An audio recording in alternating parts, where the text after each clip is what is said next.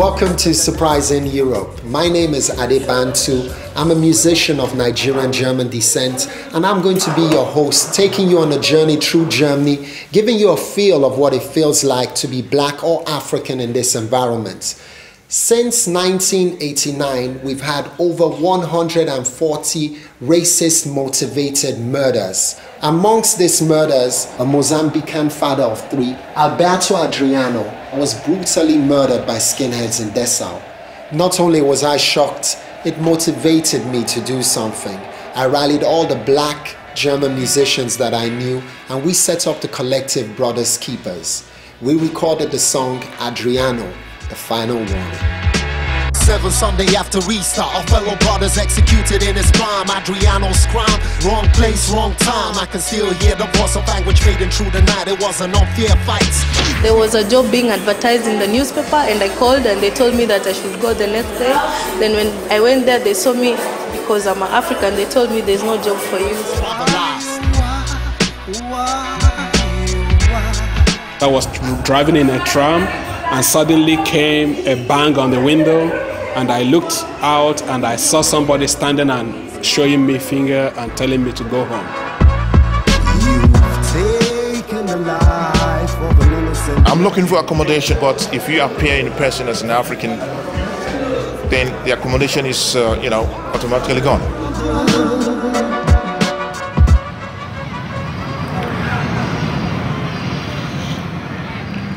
Racism and discrimination, unfortunately, is a timeless phenomenon. Where I stand here in Düsseldorf, Germany, is where Hilarius Gilges, a black German, was murdered by Hitler's henchmen some 75 years ago. According to my knowledge, he was the first black victim of the Nazis.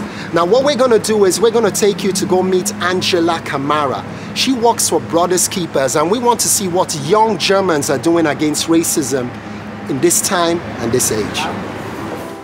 Jeder Schwarze hat Rassismus erlebt, jeder. Bevor Menschen sich beraten lassen, schlucken sie und schlucken sie und schlucken sie. Und dadurch irgendwann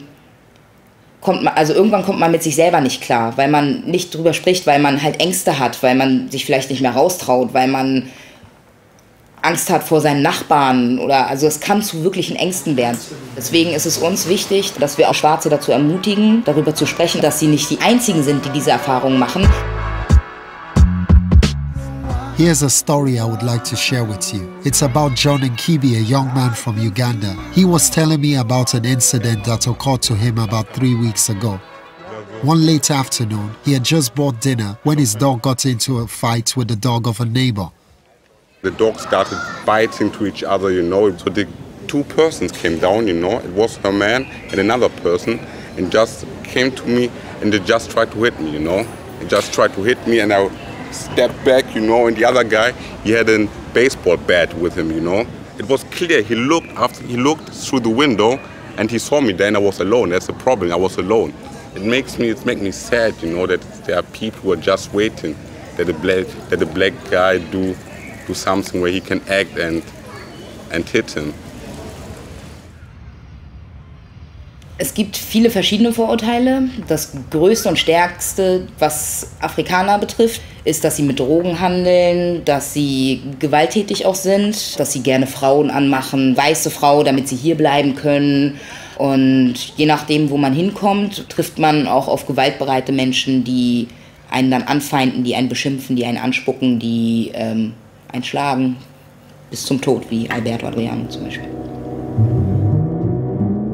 War ich mit einer Freundin unterwegs, und als wir im Bus saßen, sah ich auf dem Platz 2 Rechte stehen, ganz klassisch, mit Bomberjacke, Springerstiefeln, und kommen direkt auf mich zu, schreien, hauen gegen die Scheibe, spucken und schrien, "You're sitting on a white seat." Wir hatten Angst, wir waren aber in dem Moment geschockt. Aber die Leute im Bus, die haben sich weggesetzt, auf die andere Seite, haben aus dem Fenster geguckt. Es war mucksmäuschenstill, keiner hat was gesagt, keiner hat reagiert, keiner hat uns unterstützt.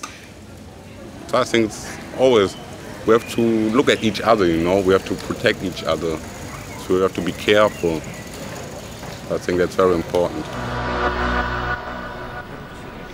It's obvious we can't deny the fact that racism and discrimination exist.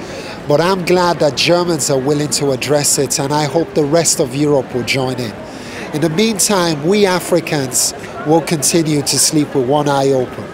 I am Adé Bantu for Surprise in Europe in German.